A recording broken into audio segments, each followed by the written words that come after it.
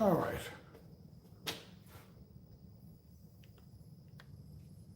All right. Very good.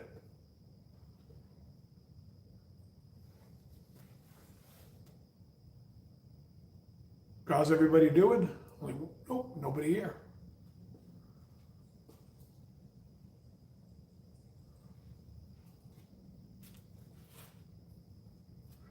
Let me get my water.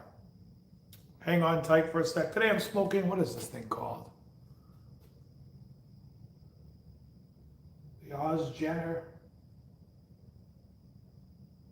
family brand.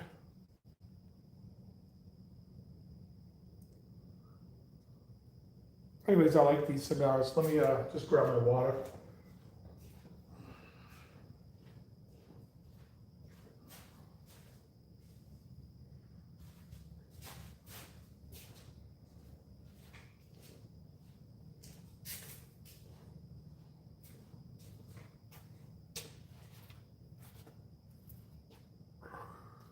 All right. I am here. I am back. Back in the New York groove. In the back of my Cadillac. Yeah, I got back today. Um, got back a little earlier than I expected to. I had a nighttime flight that got switched to a morning flight because they canceled the flight and they wanted to change my flight to Friday, but I didn't want to stay an extra day. I was like, the goal was to leave on Thursday to be back so I could do my gigs over the weekend. And there was only a certain amount of things we were going to do anyways in London. And we did them. We got everything done. I don't know if anyone's talking because I don't see anything. So let me try to fix this again. This is like one of these things. Hold on. Cancel. All right.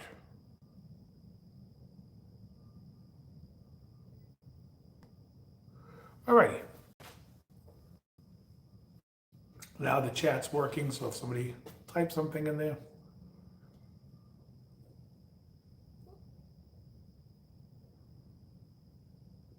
I had a great time in London, my brother and I. You know, during the day, he wanted to do a lot of things, like he wants to check out like the haberdashers. We went to a lot of really cool shops that I definitely on my own would have never been to. Like we went to Lock& Co., which is like the oldest hat maker, I think, in the world. And just really nice hats. That was cool. They're the ones that made the bowler hat and, you know, the old Newsies hat. But in a really, really, I want to say, I don't know if I would use the word fancy, but it was like, you know, where there's a lot of bespoke suits, bespoke shoes being made. Davidoff of London was right there, so of course we went in there and got some cigars. Talked to Edward Sahakian. I don't even know how to pronounce his name, but super nice guy. That was great.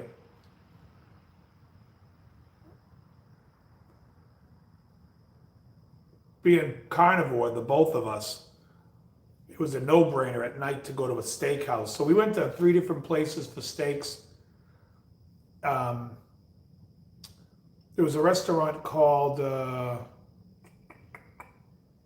Hawksmoor.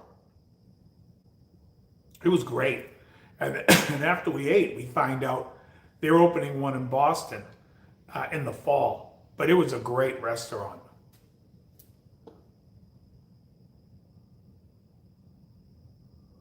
Oh, hey, thanks, Lee. Appreciate that. Yeah, I used to perform that one a lot. It's one of my favorite Aretha tunes. And yeah, it's one I love it. I even like the real slowed down Luther version that he does before Superstar. I always thought that was cool. I want to tell you, baby, the change is happening. It's great. And yeah, so this place called Hawksmoor was really good. We went to another steakhouse in London called Mr. Porter. And that was a great steakhouse. Really, I mean, I think that might be the number one meal we had. It's hard to say because both of them were very good. Um, just great. The other steak dinner we got was at Harrods. Harrods has like a food court type of thing, but it's not really like a food court. It's 4 or 5 different restaurants in this one large area. It's like a restaurant mall. And we went to one of the restaurants called Grill. And again, got steaks.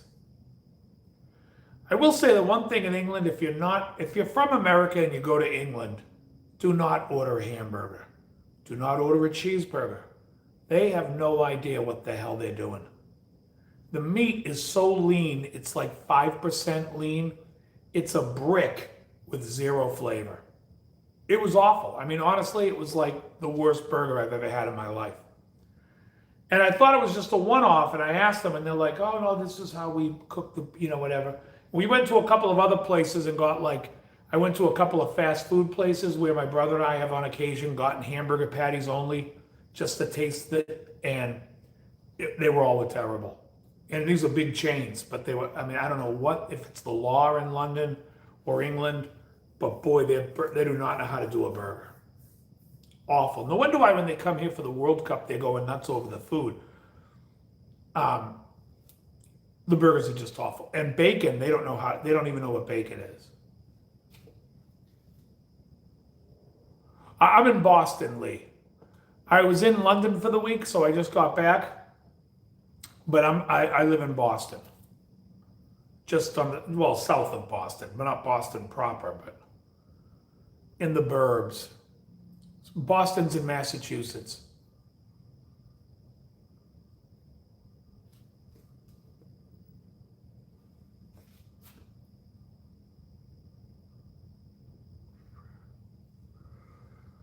And yeah, so the bacon in London was like, they don't use pork belly, they use pork back. And it's never crispy. It's basically like soggy ham that looks like bacon, but it tastes like soggy ham. Just an abomination of whatever the hell you think food should be. I'll tell you that the winner for the week was, we went down to Piccadilly Circus at night, and there was just because that's where all the people are, it's like a happening thing at night. It was probably like 11 or 12. And this is like a Monday or a Tuesday night. It might have been a Monday. And yeah, I think it was Monday. We went into this casino mainly because I wanted to see, it said it had a rooftop lounge. And so I wanted to see the rooftop lounge. We went to the rooftop lounge, and the woman was like, would you like a drink menu or a cigar menu? And I'm like, this is my kind of place. Daniel McCann, no. Don't know the name. I lived in LA for 20 years too, so yeah, even musicians around here, I don't really know a ton of them. So, hey, more me, what's happening? So we went into this casino, and I'm trying to think of what the hell the name of the casino was. It was a weird name. I can't even think of it. But they had this rooftop bar, and so what did I smoke that night? I smoked an Hoyo de Monterrey Epicure #2. It was good. Great cigar. Great prices on the cigars. And when I say great prices, it was only twice of what you'd expect to spend in the States instead of 4 times. So I got the cigar. My brother just sat and had a soda, and we just sat and shot the shit for a while. Walking out, we're walking back towards the hotel, but we're in that direction in Piccadilly Circus, and there's like a late night Lebanese place. So we went in and got chicken shawarma, and I'm telling you, the first time I was in London was in 2011, and I basically lived off the Lebanese food because I thought I did my first meal in Notting Hill, and I thought it was terrible. I'm like, I'm not eating English food. I'm only going to eat. I had a driver at that time, and he was Lebanese, so I'm like, just take me where you would go eat. And he took me to all Lebanese places. It was great. This Lebanese food stand was awesome. Well, not a food stand, but it's like a little small. Reminds me of like a New York City type of the way it's set up. It's just very long and thin. in the building. But it was great. It was I mean, it was just we went back a few times for that.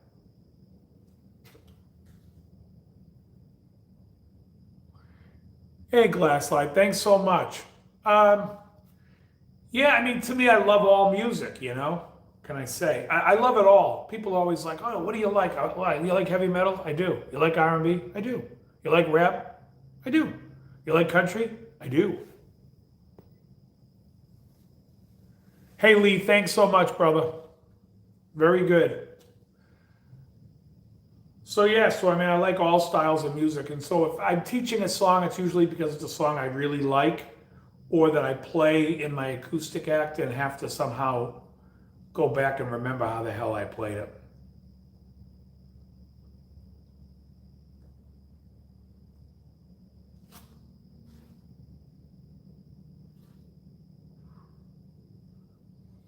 Now, it's interesting because I actually was excited to be coming home and smoke New World cigars again.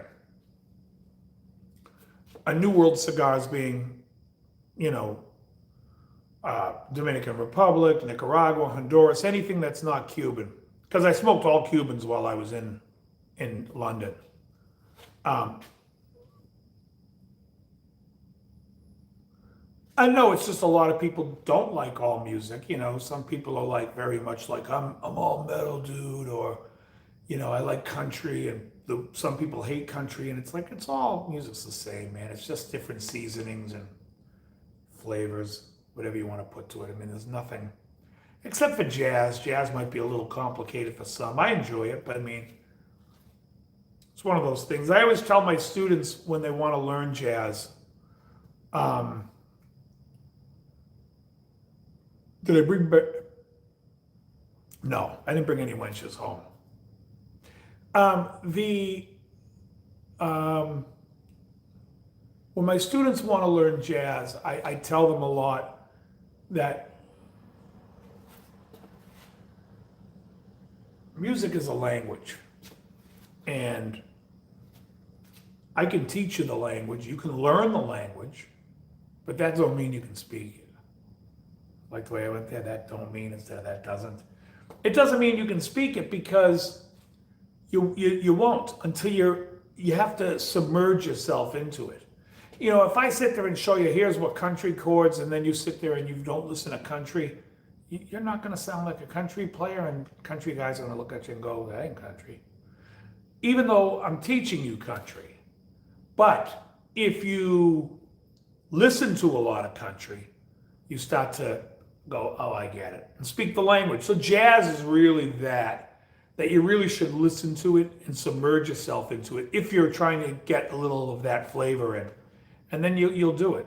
But yeah, no, I mean, a lot of people don't like everything. There are artists that I don't like, but not a style of music that I don't like. If that makes any sense to you.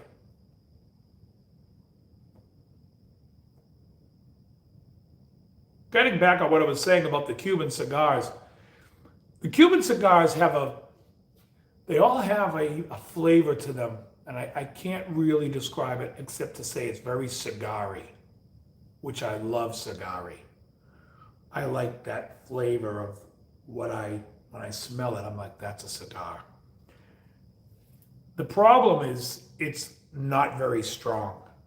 And so I feel like because I've been smoking now New World cigars for so long, that I've kind of lost a delicate palate, if you will.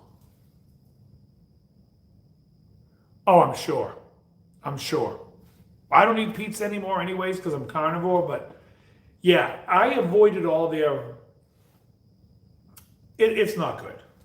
I don't know what the hell they're doing.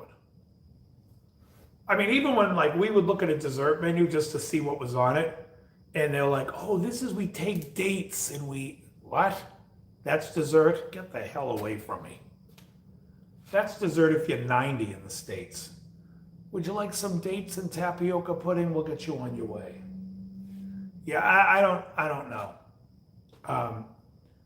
In fact, I said when we were walking around Harrods, I said to my brother, this is like a very expensive Buc-ee's. If you know, you know.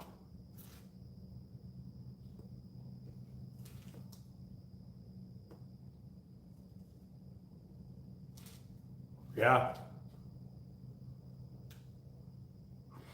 Yeah, they had some pipes. I couldn't believe, because I went into this one cigar shop that's near the hotel, and they sold pipes.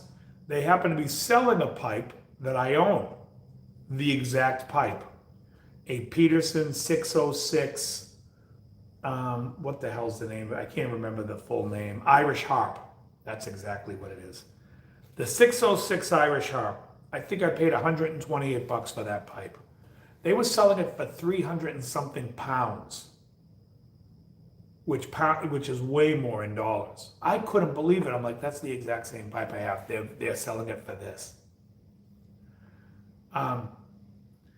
The casino I went to and smoked the Hoyo de Monterrey, they had a La Aurora 107 Nicaragua Corojo cigar for 30 pounds, which is $40. I get them online for $5 here. I like them, but there was no way I was going to smoke that and pay 40 bucks. And plus, the whole point of the excursion was I was just going to smoke Cubans for the time I was there. And they're good. I mean, the Partagas D is an excellent cigar.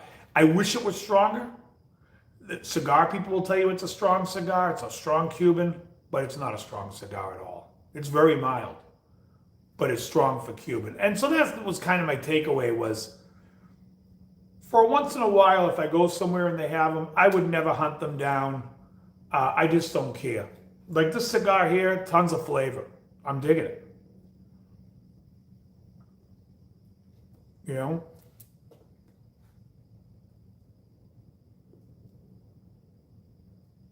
Yeah, it's very flavor forward.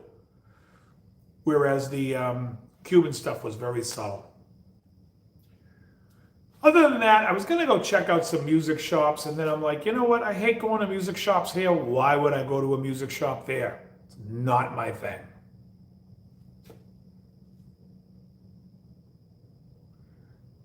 Hey, thanks a lot. Is it Clesh? Kletch? I can't read what that it says. Klesh. Thanks, Klesh. Yeah, we had fun. We have fun. I mean, we play every weekend, and that was just up in the, I've seen Abbey Road.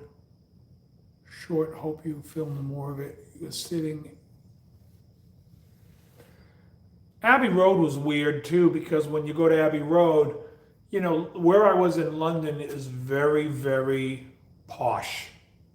Where I stayed in London was really posh.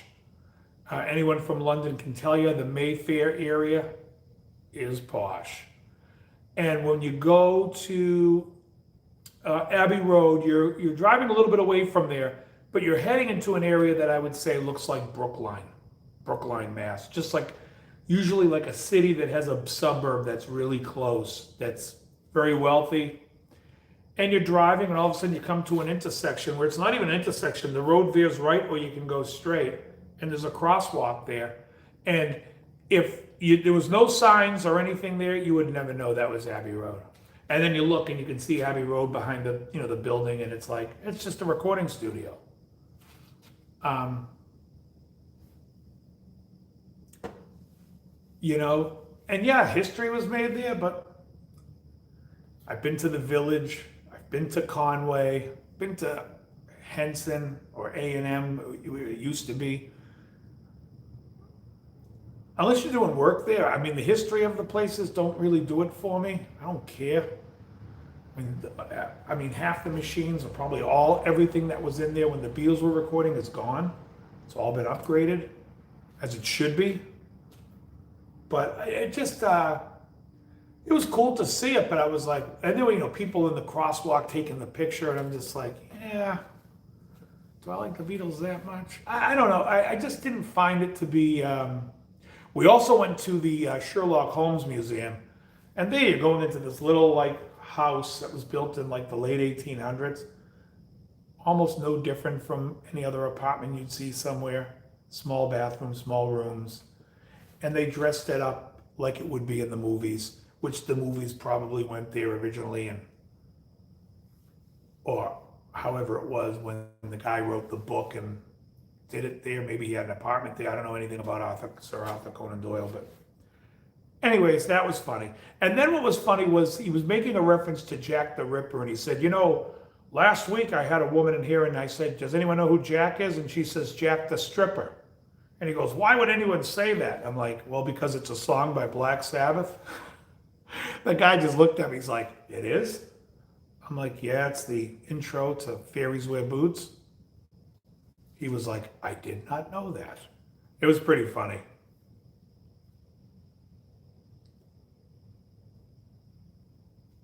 And then next to the Sherlock Holmes Museum was a Beatles of London shop. And so I go in and I see the guy, and I knew after that I was going to go shoot my Beatles top 5 albums. And so I said to him, hey, you a Beatles fan? He goes, I was before I started here. Which I thought was a great answer.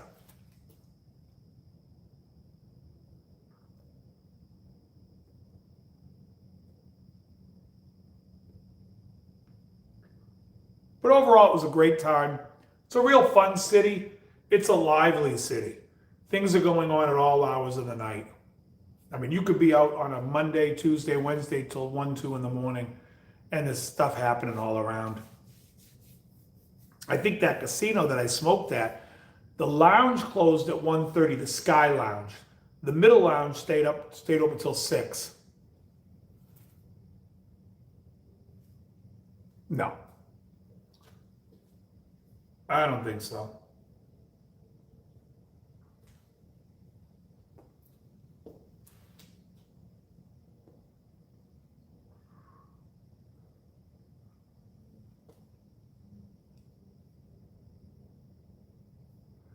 Give me 1 second. I have to, this thing's canoeing.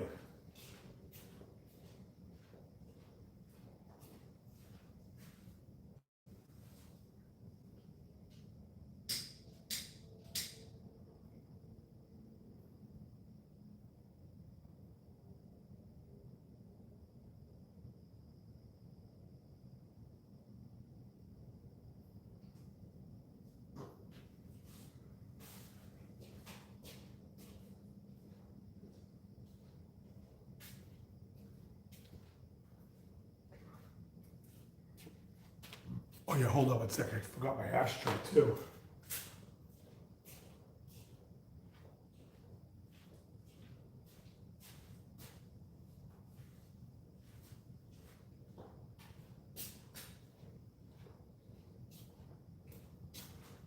All right, I'm back.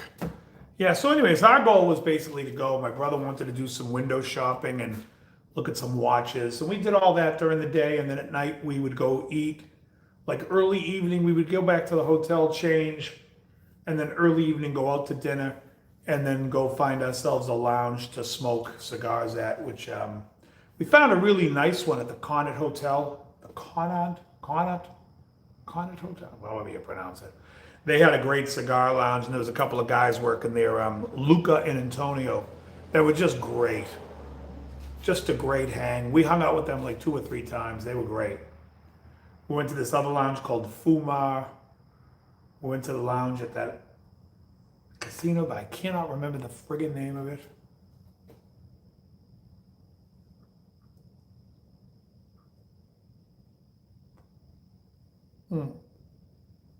Aren't they Jay Tercer, not Turner? Jay Tercer guitars. They're really cheap.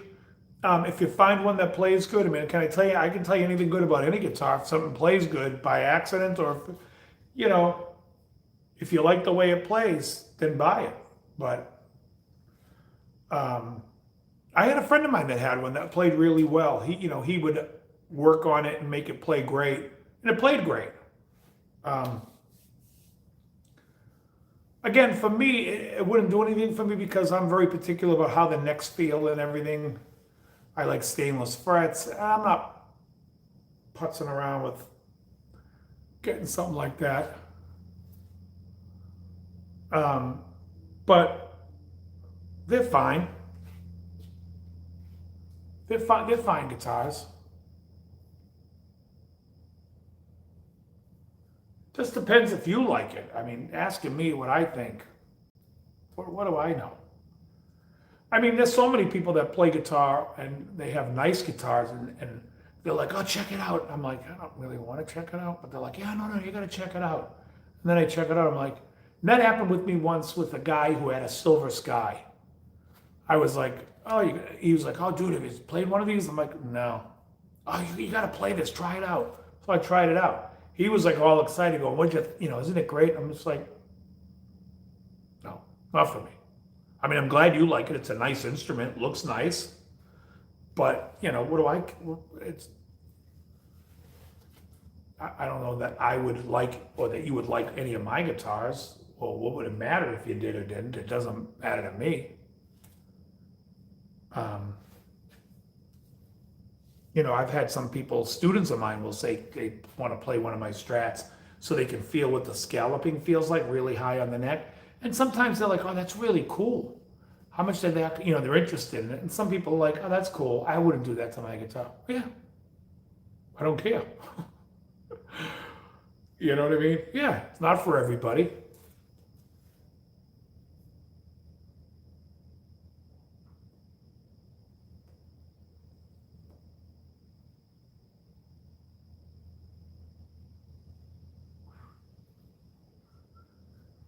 Um,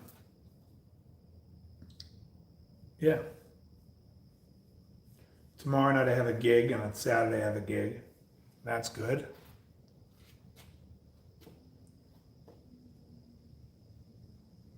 I said posh every 5 minutes. Brilliant. Yeah, you say that. Well, actually, what's funny is the area that I was in was very posh.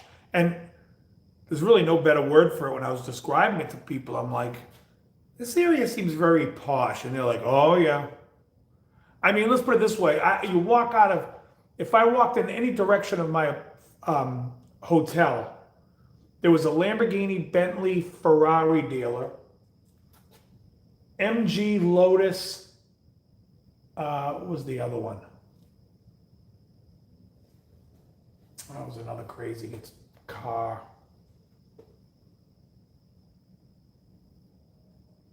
It was tied in with Bentley. I can't remember what it was. But yeah, I was just like, the area was crazy. Crazy. But it's a nice area, and a historical area too. Like I said, like old shops that have been there, a lot of bespoke suit makers. My brother was looking at a pair of sneakers. They were like suede, and then we were just like, oh, those are nice. I'm like, what do those things run? He's like 900 pounds. I'm like, oh, cheap pair of sneakers. Sounds good. I'll take them in every color. So it was a very posh area.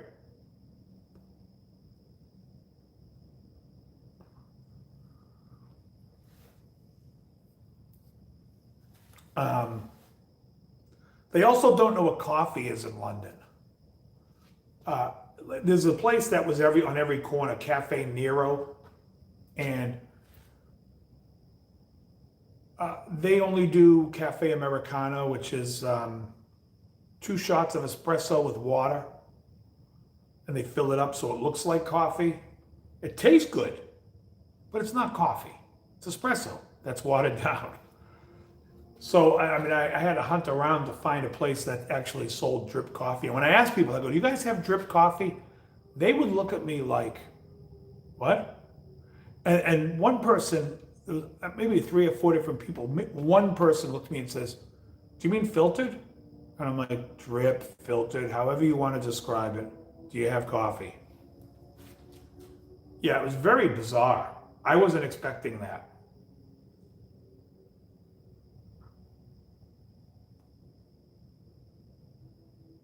Tea, they know what tea is. They know how to make tea. Coffee, no. But I drank Americanos all week. It was good. But when I got home today, I couldn't sleep on the plane. So I came home, took a nap, and then cooked.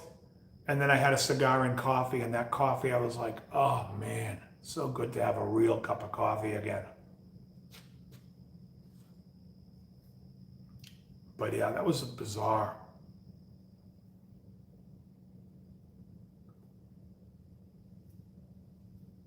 Really was.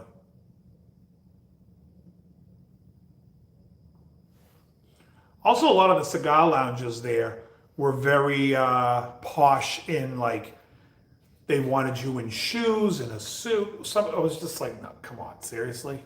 I'm here to smoke a cigar. I'm not trying to, whatever. It was a lot of that. Just some very dressy places. And then some places which were really fancy didn't give two shits. They were like, what? Come on, it doesn't matter. Like we went into a restaurant, we went into Mr. Porter, and they were like, had a strict no trainers, what they call sneakers, no trainers. And we were like, well, listen, we got sneakers. They're like, all right, you guys can come in. But then everybody that came in, I'm like, that guy's in sneakers, that guy's in sneakers.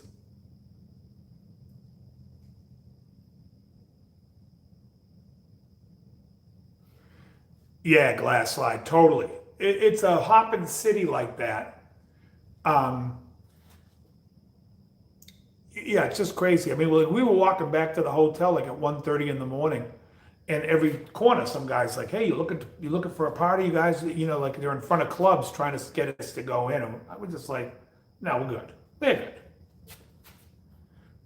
But yeah, it's a bustling city. There's a really cool area in Mayfair that's like it kind of reminded me of Soho, but it's like these cobble streets and like you go into an alley and it opens up and there's like six restaurants all in this little alley and people are outside of each one just drinking because there's no open container law, so people can drink their beers outside, and so everyone's talking to everybody. And then if you went around a little bit around the corner, there was another three or four restaurants in the cigar lounge. But I thought that was like the coolest area. My brother and I hung out down there quite a bit. We were talking to these guys that run one of the restaurants, and late at night they were sitting out smoking. So I had a cigar out there with them, and was just shooting the shit, and just really a cool vibe. I was like, you guys should get a band to play here. That way you could keep the bars open till 2, and everyone would stay here drinking. And they were like, that's a really great idea. I'm like, it's perfect for it. It's like the most cool little area. It was very, very cool.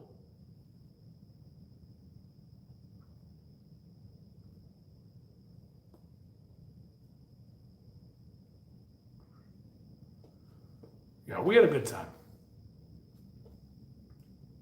Good time. We'll go back again soon, I'm sure. Or we'll go somewhere else and do the same type of thing. And it's like the perfect thing to go. 4 days, you go because by day 3 we had no plans. Like we had an itinerary. We looked up ahead of time what we wanted to do and where we wanted to go, and gave ourselves a little bit of room. And it wasn't hot. It was probably like the way it is today here, 79, 78.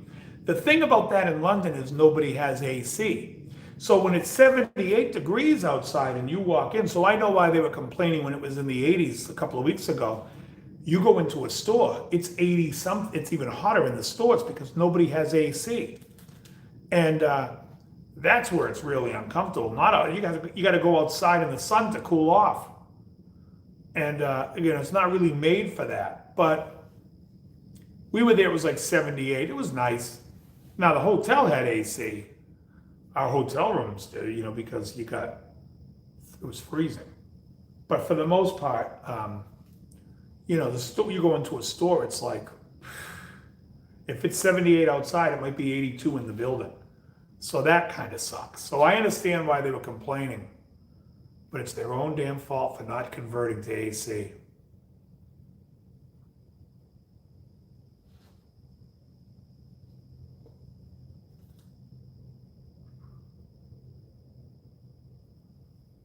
Yeah.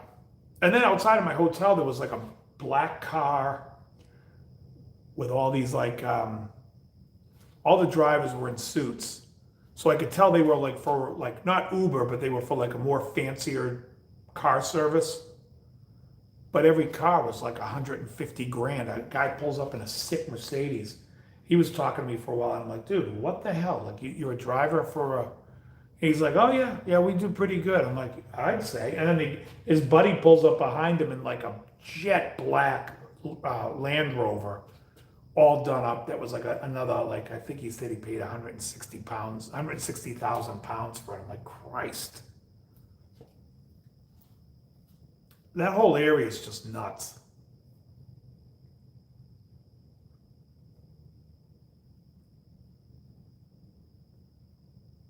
But it was fun. Like I said, it's a good place to walk around, check out stuff. We went all over creation too. We went down to the, so Wednesday we didn't really have a plan, but we wanted to go down to the London Eye, the Ferris wheel thing. And that puts you right in front of like Big Ben and Parliament on the Thames. And then we went over to Coven, Coven Park or whatever that is. It's kind of like a Faneuil Hall. That was my least favorite. My brother really liked that, but it reminds me of Boston Faneuil Hall that I just do not care for. Um, it's like a cross between Faneuil Hall and Third Street Promenade, when really Piccadilly Circus reminds me a lot of Third Street Promenade. Somebody was telling me it's like Times Square. I'm like, this is not like Times Square. This is like the Promenade in its heyday, not the Promenade now, but back when it was bustling. Kind of a cross between the Third Street Promenade and the and the Universal City Walk up in Universal City.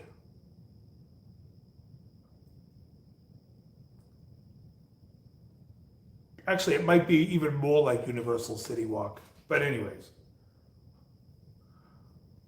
it was good.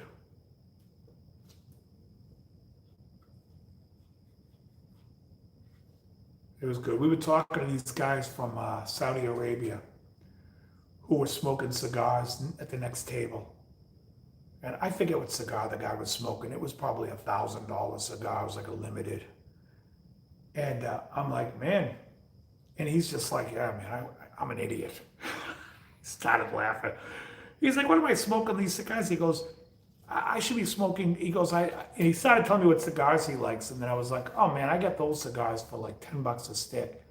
He couldn't believe it. And so I was showing him some online prices for my phone, and he was just laughing. He was like, oh my God. He's like, I'd be smoking 3 or 4 cigars a day too. But I'm like, you're smoking $1,000 cigar. And he's like, I'm not even really, I'd smoke more if they weren't this expensive. I'm like, why'd you? He's like, because he doesn't look at the price. He just picked out a cigar, and that's what it ended up dinging him for. But these guys have FU money anyways. They don't care.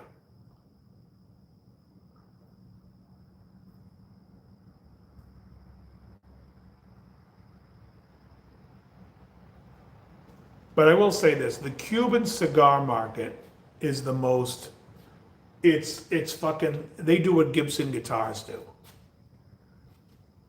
They just mark things up to stupid prices for a quality that is no better than this.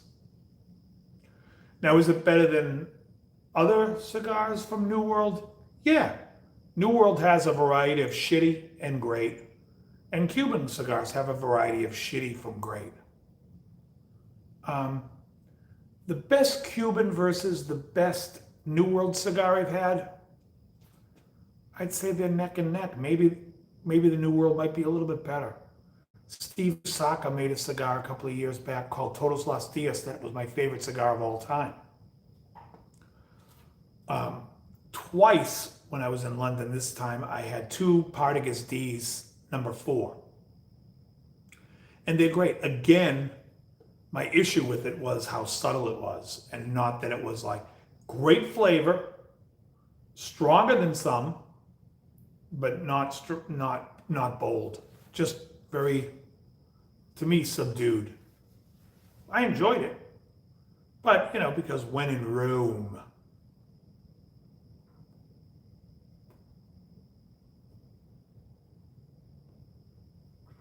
And my brother, who doesn't even smoke cigars, smoked cigars with me. And he tried the first one he had was a Romeo y Julieta Wide Churchill. And he was smoking it going, yeah, I'm not digging it. And he smoked before. He's just like, doesn't have any flavor. It's like, it's very mild. I was like, wow. And I started him off mild because I didn't want him to sit there and get jumped into something and all of a sudden be like, ooh, I'm getting all the nicotine hit. But he was just like, now let me step. So he did a Partagas with me the next day, which he liked a lot better. Now, Partagas is considered a strong cigar, and yet he was like, I still would like it to be have more. So, anyways, enough about that. What other music stuff anyone have going on? Anything? Any questions about any of the music stuff?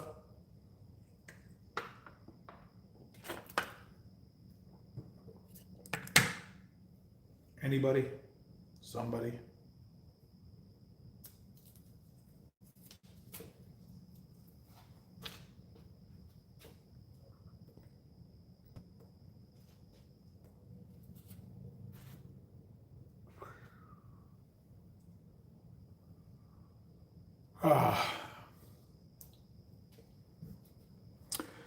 Let's see what else.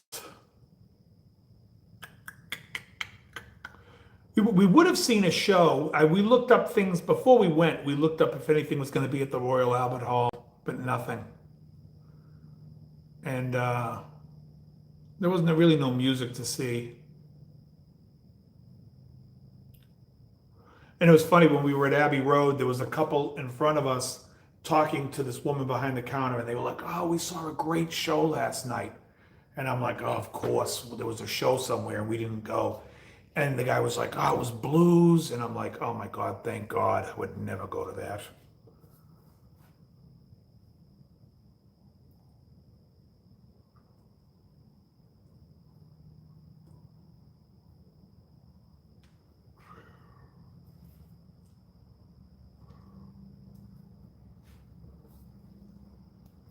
How many watts is the Jet City? Jet City was like a short-lived company. I'm trying to think of who was behind it. There was a famous amp maker behind Jet City. And I can't think right now who it was, but when they came out, they were like Chinese-made tube amps that were pretty damn good. And I'm trying to remember who the designer was, because was what the big deal was with Jet City amps. Do you know how many watts it was, Johnny?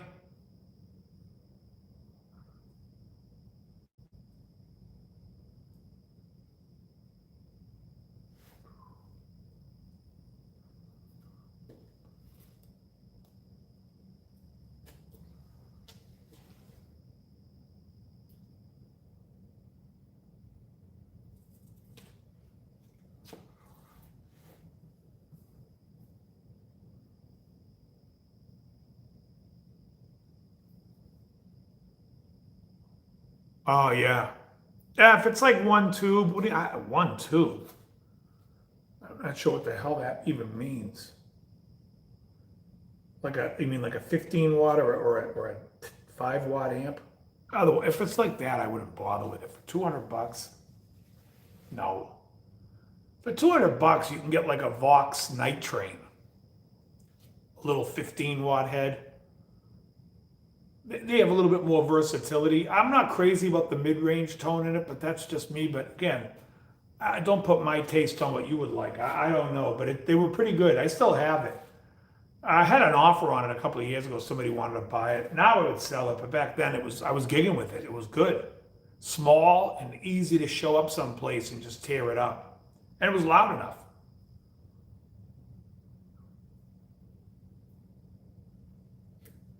The cabinet I had for it has a Celestion 30, a British Celestion 30.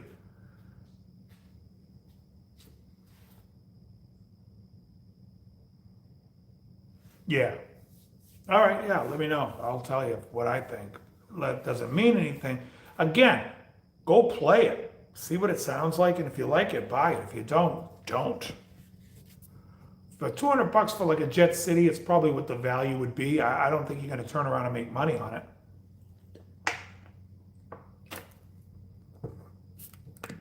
I don't know what the resale of those Jet Cities are. I just remember, in fact, the only amp I remember them making was like called the Jet City 333, I think it was called. That's the only one I can remember.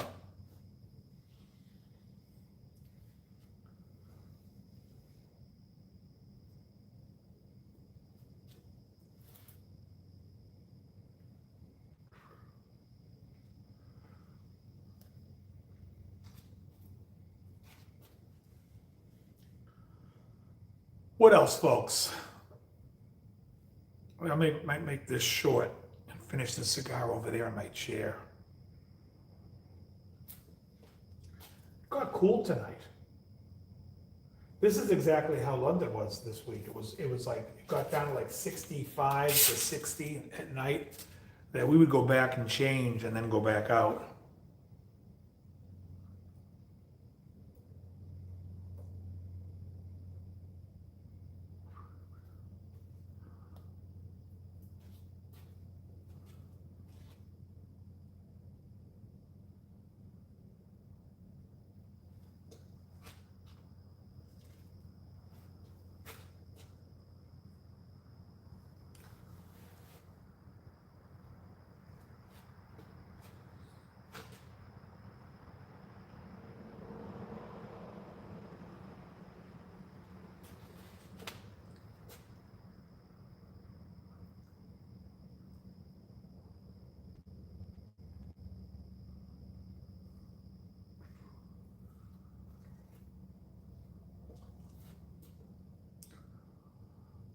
All right, so what else, everybody? Anybody else other than Johnny? Or Johnny, if you have something else you want to ask me, feel free.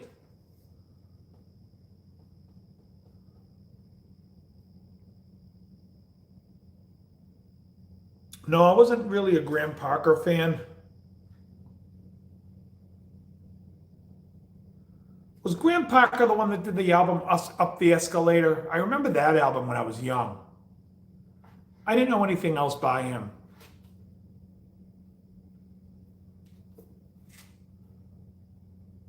Wait, is it Graham Parker or Graham Parsons? I don't even know who the. Maybe it's Graham Parsons.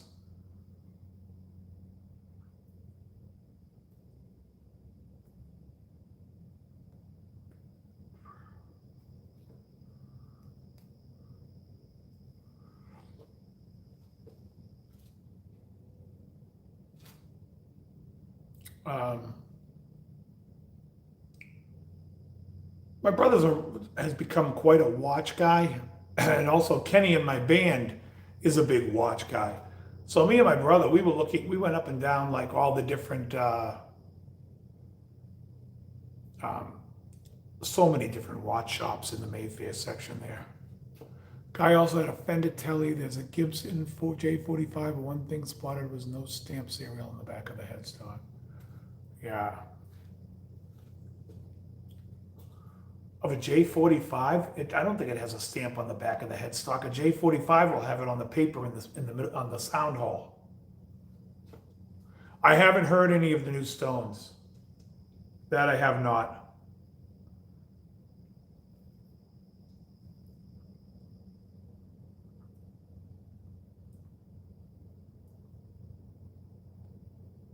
I mean, the last Stones album I heard, which is probably the one before this one, was A Bigger Bang from '06. Oh, so it was 20 years ago. I liked it. I thought it was a good record. I mean, I didn't love it. It's not like a record like Some Girls, but it was decent. It was good.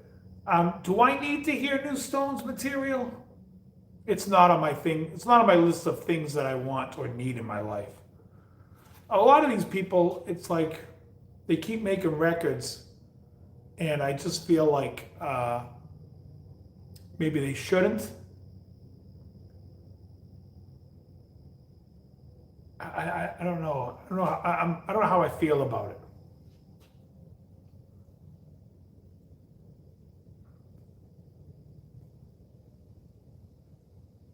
I mean, the Stones are one of the few that can kind of get away with it. But I mean, they had such a great career in the '60s, '70s, early '80s.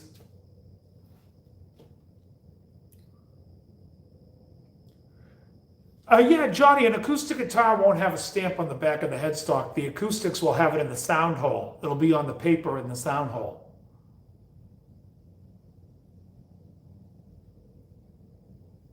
The electrics will stamp it on the back of the headstock.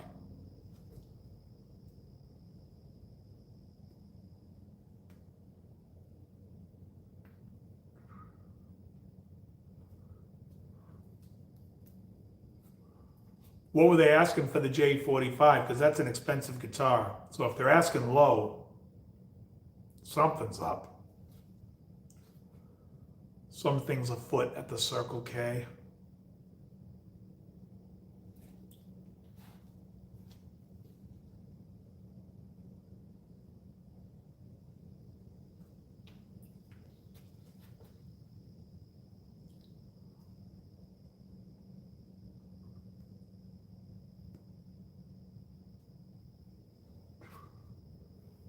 Right.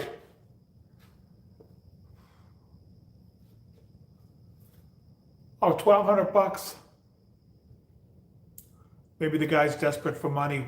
Just find out, what year it is, what's up with it.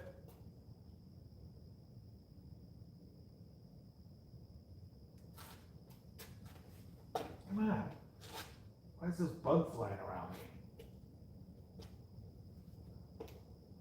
It's flying into me.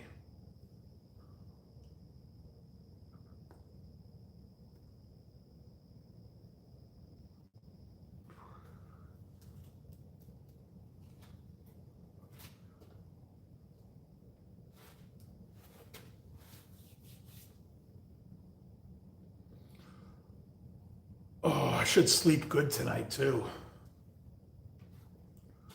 Looking forward to sleeping in my own bed.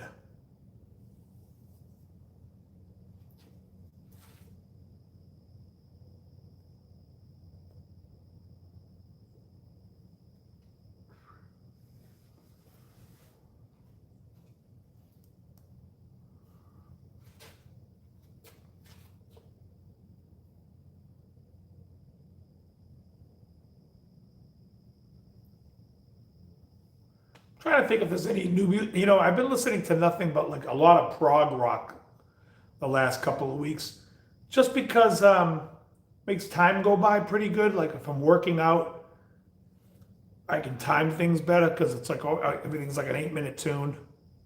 74th anniversary Fender Tele Blueburst. I think it was nice. 74th anniversary. 74th anniversary. What the hell does that mean? What the hell 74? Is it the 74th anniversary of the Telly or a 74? Yeah, I mean, when did the Telly come out? 52? This year would be 74, right?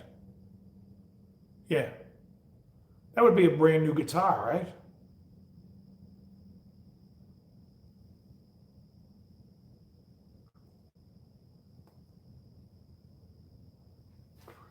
With Tellys, I'd be more picky for me. I would want to have the ashtray bridge, not the flat bridge. I don't like the modern flat bridge from the 80s, 90s, and 2000s. I like the ashtray bridge. For a Telly. I also like big fat necks on them.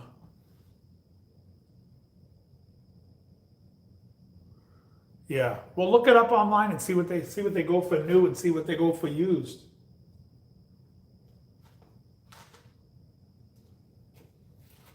You maybe hit the jackpot and had a guy who stole everything from a store. Who knows?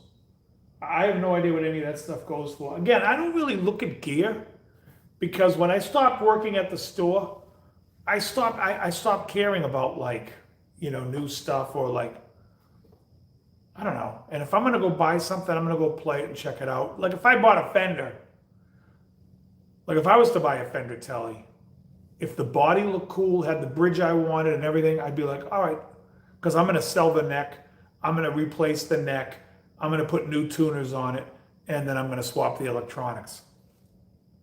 So hopefully, like if I paid $1,200 for the guitar, I'd sell the neck for $300. Now I'm only $900 into the guitar. Sell the electronics, assembly, everything.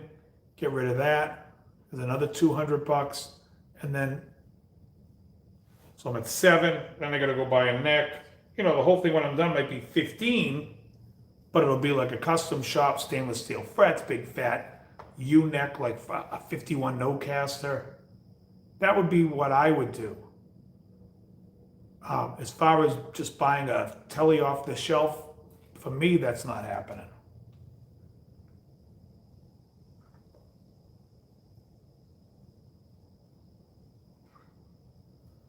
Unless somebody was trying to sell me a 70s telly at a low price where I could flip it instantly and make money on it. Otherwise, I would never be interested.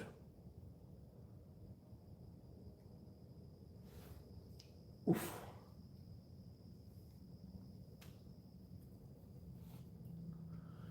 Guitar players for me, like there was a guy who made a post about a telly he bought, and he bought a reissue 72, and he's like, oh, I'm giving these wide range pickups. I'm giving the wide range pickups a go because I heard so much about them. I'm like, yeah, but those aren't wide range pickups. The reissues don't have them. If you want them on a reissue, you got to sell the pickups that are in it now and go buy special made wide range reissue pickups, because just because they look like wide range in the new ones, they're not wide range. They're not built the same way. They're just regular humbuckers that are in a wide range body, but not a wide range pickup. They're called, the wide range pickups are called like Cufine or whatever, Cufine. It's a cobalt, nickel, iron. It's a special magnet that they used when they made the wide range. And, but yeah, but you can't tell people anything. They're like, no, look, it looks like the wide, okay. All right, I'll listen to you. What do I know?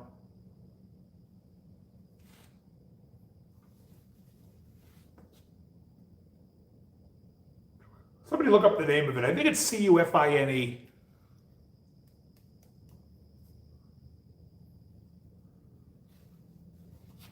Those are the reissues of the actual wide range pickups that came on the 72 customs and the 72.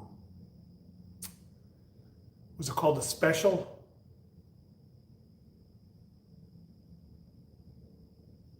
Right? There was a custom and a special. Keith Richards has a black one, a black 72 or 73, but they all just refer to it as the 72.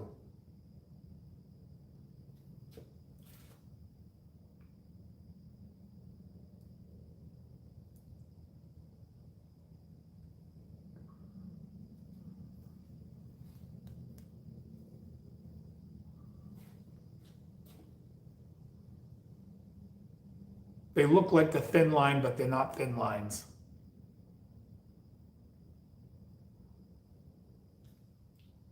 Meanwhile, everybody in the chat's going, what the fuck is he talking about? Never mind.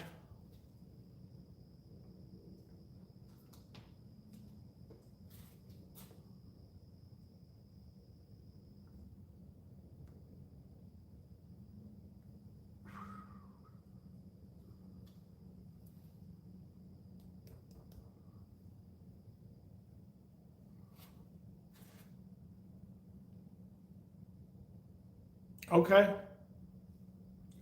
I don't know the guitar. 74, 75. We're in what year are we in now? 26. So a 74 from today would be 52, unless they're doing it from 51 or from 50. But the Telecaster technically wasn't a Telecaster till 52 or late 51 when they put the name on it. Before that, I mean, they called it a Telly, but they didn't have the logos for it yet. So people refer to that era in 51 as the No-Caster. I think at the end of 51, they might have gotten the name on it. And then in the 1950, it was the Broadcaster.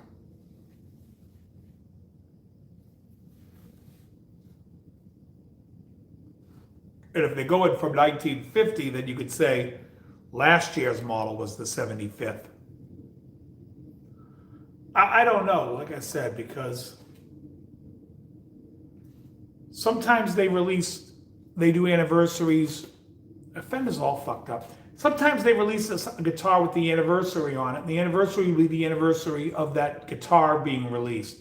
Sometimes they do an anniversary model, and it's the anniversary of when Fender started, which would be 46. So they have numbers all over the place to me, like,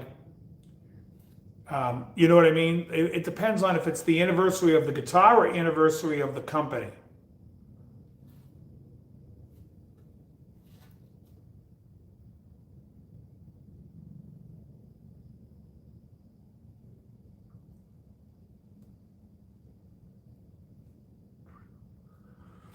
I mean, and if it's the anniversary of the company, who gives a shit? Who cares?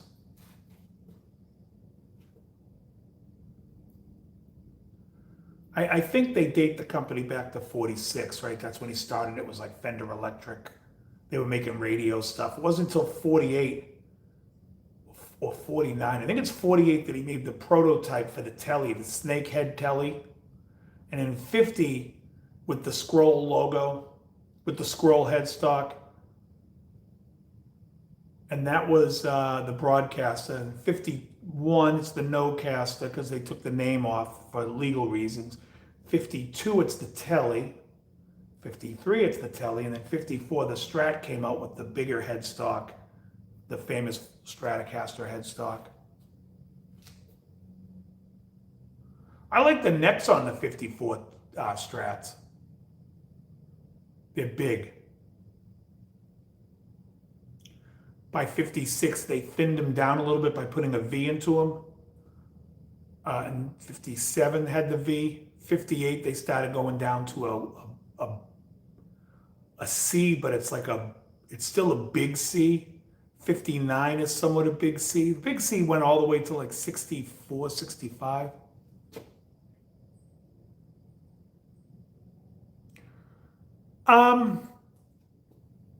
No. Do you like that album? I'll check it out if you tell me it's a good album. Somebody said Tomago, whatever the hell that's called, is good. I'll tell you right now, like I think Tales of Topographic Oceans is unlistenable. So I don't care for Gentle Giant so much. Oh, actually, no, I'm sorry. It was gone. Gentle Giant, I do like the album with the two hands writing on each other, but they had a song called Just the Same. I like Just the Same a lot by Gentle Giant. I think Gentle Giant was good. I don't love it, but I'll check out Going for the One. I like Drama a lot. The funny thing is I love the Yes album. I love Fragile. I love Close to the Edge. Tales of Topographic Oceans, I don't care for. Relayer is okay. And it's to a point at that point where I'm like, you know what, I stopped listening until I got to Drama. And then I like Drama. And how much do I like Drama? I think Asia's first album is better than Drama.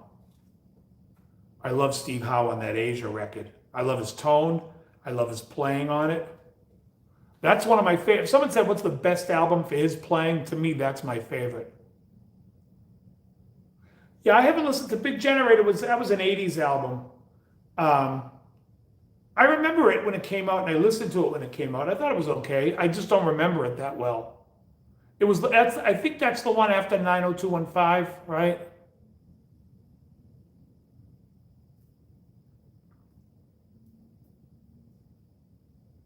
But you got to remember, the 80s, I was way more into the three King Crimson albums. Discipline, Three of a Perfect Pair, and Beat. I love that stuff so much that I thought the Yes stuff was like, it's all right.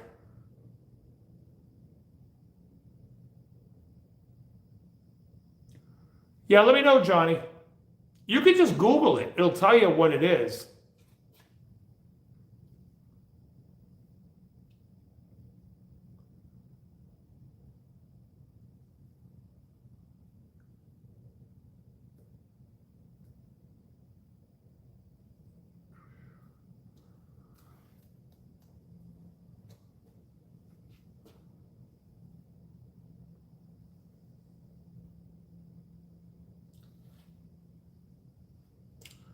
But yeah, I really loved those King Crimson records. And also around that time, right before Discipline, UK.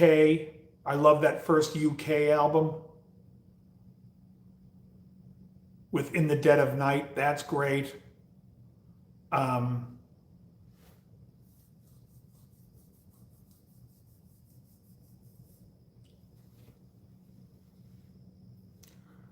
I'm a huge Bill Nelson fan, and I like Big Bop Deluxe a lot. I really love Bill Nelson did an album in the 80s called Getting the Holy Ghost Across, and that's one of my favorite 80s albums. That's a fantastic record.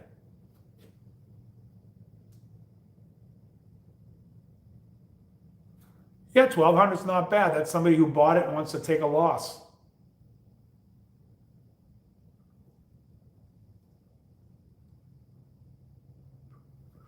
Did you know that album, Getting the Holy Ghost Across from Bill Nelson?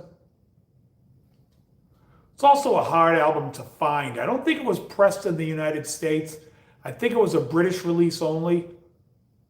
And and I love Bill Nelson's guitar work with David Sylvian because I'm a big David Sylvian fan, so I love Bill Nelson with him. I believe Bill Nelson plays on Gone to Earth. Him and Robert Fripp both play on the album Gone to Earth by David Sylvian, and I love that record. I'm trying to think of the Bebop Deluxe song that I used to love. It's in C sharp minor.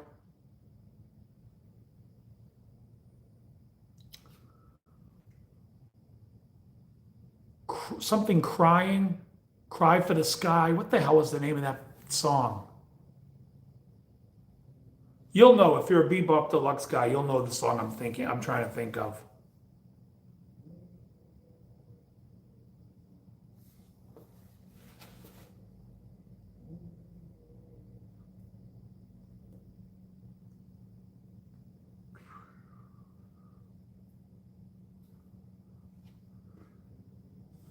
Because I certainly do not recall.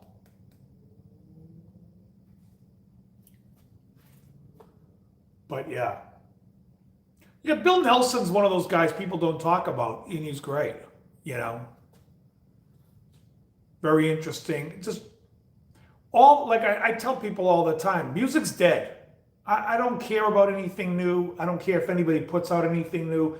There's so many gems you can find that were released that never got the love or never got the awareness that they should, that they need to be checked out. And there's so much great music. And today, so I'm going to listen to something that I think is okay. Yeah, it's okay. It's new. But you go find like an old Bebop Deluxe record. What the hell's the name of that song? Or you go listen to a Bill Nelson record or listen to David Sylvian. I mean, I'm sure most people here have no idea who the fuck David Sylvian is, except the fact that I've mentioned him. And I think Gone to Earth from 86 and Secrets of the Beehive in 87 are two of the greatest 80s albums. I mean, I love those records. Especially like the late night, like I'll listen to Secrets of the Beehive if I want to fall asleep. And I love the record, but I just find it very relaxing and it's just great. The sound of his voice, the acoustic guitars, the trumpet that plays. He does a lot of stuff with, is it Mark Isham? I think that played on, he's great. In fact, I like David Sylvian's solo so much better than Japan, his band. But I do love Rain Tree Crow, which was when they reunited without the lead guitar player. It was basically the same band that was on the album Tin Drum. But they didn't want to call it Japan because they were moving, the sound was more Sylvian-esque. And I think David Sylvian produced the album this time for Rain Tree Crow. That came out in the 90s. It might have been 1990 itself. And like I mentioned before, there was a great Robert Fripp album with his wife, Toya Wilcox, in 90 called Sunday All Over the World. And I love that record. The band was called Sunday All Over the World. The album's called Sunday All Over the World. The song was called Sunday All Over the World. It's great.